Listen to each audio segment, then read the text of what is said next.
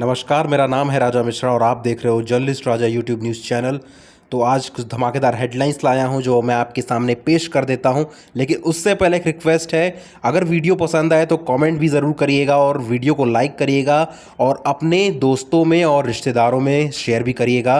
तो चलिए आज की जो हेडलाइंस है वो पेश करता हूँ आपके सामने।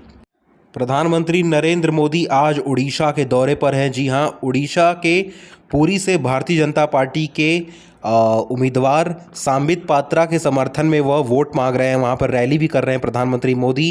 भाजपा उम्मीदवार के समर्थन में पुरी में रोड शो लगातार जारी है प्रधानमंत्री मोदी का, और उनकी तरफ जो रुझान है वह देखने को भी मिल रहा है।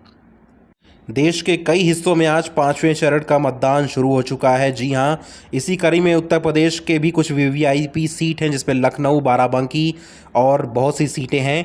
वोटिंग शुरू हो चुकी है। बीएसपी की जो सुप्रीमो है मायावती, वहीं उत्तर प्रदेश के उप मुख्यमंत्री ब्रजेश पाठक सहित सतीश चंद्र मिश्रा ने वोट डाल दिया है अपनी तरफ से। वहीं बताया जा रहा है कि भाजपा और सपा में लड़ाई कांटे की होने वाली है। वहीं मध्य प्रदेश से कांग्रेस नेता अरुण यादव ने कहा है कि एमपी में कांग्रेस 12 से 15 सीट ज़रूर लाएगी। उन्होंने प्रधानमंत्री मोदी पर तंज कसते हुए कहा कि पीएम के भाषण से 400 पार का नारा अब गायब हो चुका है। उनकी बातों से अब लग रहा है कि भारतीय जनता पार्टी का सफाया होने वाला है और केंद्र में अब कोई नई सरकार आने वाली है। हिसार लोकसभा सीट से आज बात करूं तो भाजपा को जीत का मंत्र देने पहुंचने वाले हैं गृह मंत्री अमित शाह। उनका जो शेड्यूल है हिसार में वह 12 से 4 के बीच है।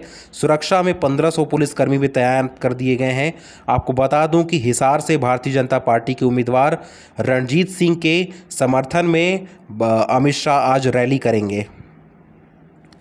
आपको बता दूं कि जो ईरान के राष्ट्रपति हैं इब्राहिम रईसी, उनका निधन हो चुका है। हेलीकॉप्टर क्रैश में ईरान के राष्ट्रपति रईसी समेत सभी सवारों की मौत हो चुकी है। ईरानी एजेंसी का दावा है कि जो हेलीकॉप्टर था उनका वह बहुत बुरी तरीके से क्षतिग्रस्त है, तो किसी भी मेंबर की बचने की कोई भी गुंजाइश नहीं है।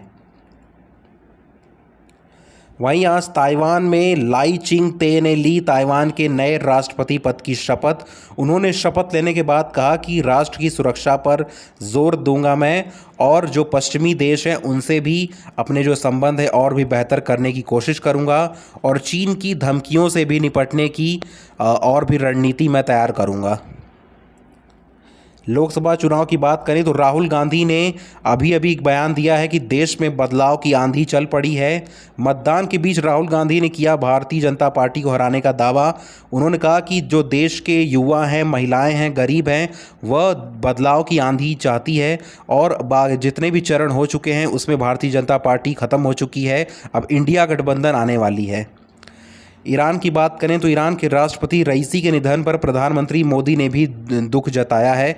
उन्होंने शोक जताते हुए अपने एक्स हैंडल पर लिखा है कि दुख की घड़ी में ईरान के साथ खड़ा है भारत। प्रधानमंत्री ने बोला है कि जो रईसी हैं उन्होंने भारत के साथ द्विपक्षीय संबंधों को बहुत अच्छे तरीके से निभाया है, और उनका यह संबंध हमेशा याद किया जाएगा। वहीं चाइना की बात करें तो चीन ने बोइंग डिफेंस समेत 3 अमेरिकी कंपनियों पर प्रतिबंध लगा दिया है। आपको बता दूं कि प्रतिबंध क्यों लगाया है, क्योंकि इससे पहले अमेरिका की बाइडेन सरकार ने चीन के कुछ सामानों पर, जैसे कि कंप्यूटर चिप्स हो गए, ईवी की बैटरी हो गई, उसके ऊपर टैरिफ बढ़ा दिया था, जिसके बाद चाइना ने यह एक्शन लिया है अमेरिका के ऊपर। ईरान के राष्ट्रपति इब्राहिम रईसी का हेलीकॉप्टर क्रैश में निधन। विदेश मंत्री समेत 9 लोग सवार थे उनके हेलीकॉप्टर में, और न्यूज़ एजेंसियों ने पुष्टि की है कि सभी लोग मारे गए हैं। अज़रबैजान से लौटते वक्त हादसा हुआ है। आपको बता दूं कि उनका जो हेलीकॉप्टर है अज़रबैजान में कोहरे के बीच फंस गया था, जिसके बाद क्रैश हो गया। भारतीय जनता पार्टी के राष्ट्रीय अध्यक्ष जेपी नड्डा ने आज द इंडियन एक्सप्रेस न्यूज़पेपर को इंटरव्यू दिया, जहां पर उन्होंने कहा कि पहले आरएसएस की ज़रूरत पड़ती थी भाजपा को, लेकिन आज बीजेपी खुद सक्षम है। उन्होंने कहा कि अब भाजपा अपने आप को चलाती है, और एक सवाल में पूछा गया कि आगे क्या काशी मथुरा में भी मंदिर का कोई प्लान है। इसका जवाब देते हुए उन्होंने कहा कि काशी मथुरा में मंदिर का अभी कोई प्लान नहीं बनाया गया है। अभी जो हमारी सरकार है वह गरीबों के ऊपर, महिलाओं के ऊपर, बुजुर्गों के ऊपर और युवाओं के ऊपर ध्यान दे रही है। अभी मंदिर को लेकर कोई भी नहीं प्लान बनाया गया है कि काशी मथुरा में आने वाले समय मंदिर बनेगा, लेकिन यह फैसला लिया जा सकता है हाईकमान की तरफ से। वहीं प्रधानमंत्री मोदी ने आज पीटीआई को एक इंटरव्यू में कहा कि मैं अल्पसंख्यकों के खिलाफ नहीं हूं, केवल कांग्रेस की वोट बैंक पॉलिटिक्स को बेनकाब करना चाहता हूं। उन्होंने कहा कि भारतीय जनता पार्टी कभी भी अल्पसंख्यकों के खिलाफ नहीं रही है, केवल एक मिथ फैलाया गया है। और मोदी ने कहा कि साउथ में भी भाजपा के खिलाफ एक मिथ फैलाया गया है, निगेटिविटी फैलाई गई है कि भारतीय जनता पार्टी केवल बनियों की और ब्राह्मणों की पार्टी है, लेकिन ऐसा नहीं है। भारतीय जनता पार्टी गरीबों की पार्टी है, महिलाओं की पार्टी है, बुजुर्गों की पार्टी है और युवाओं की पार्टी है। ऐसा कुछ इंटरव्यू में आज प्रधानमंत्री मोदी ने कहा है। प्रधानमंत्री नरेंद्र मोदी उड़ीसा के पुरी में लगातार जन को संबोधित कर रहे हैं।